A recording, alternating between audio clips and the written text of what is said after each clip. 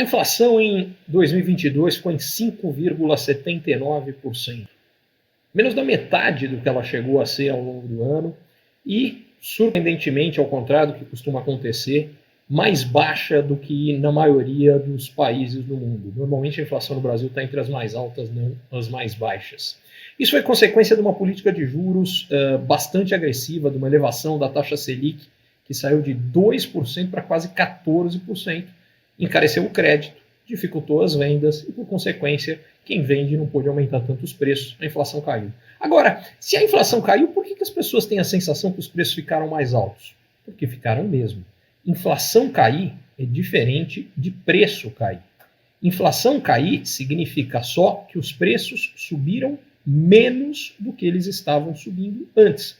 Mas se a inflação foi de 5,79%, significa que os preços ficaram 5,79% maiores, em média. E aí vem a segunda coisa.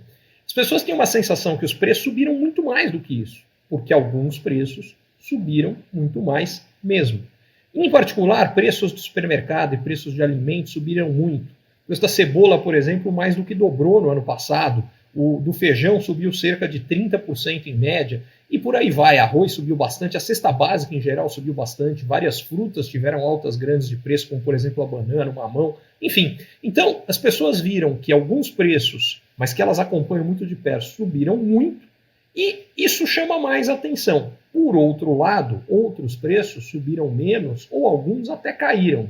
Na média da cesta de alguém que, no caso eu estou usando a inflação medida pelo IPCA, que leva como base o que a gente tem até um determinado nível de renda, na média a gente teve uma alta de 5,79%. Mas isso não quer dizer que para algumas pessoas a alta do que essas pessoas consomem, na média, no orçamento destas pessoas, pode ter sido maior e em outras menor. Mas o principal fator é que a gente nota alguns preços que subiram muito, e efetivamente subiram muito, e eles chamam muito a nossa atenção. E daí a sensação de que a inflação foi bem maior do que a inflação oficial. Mas, na verdade, para a média dos brasileiros, não foi não.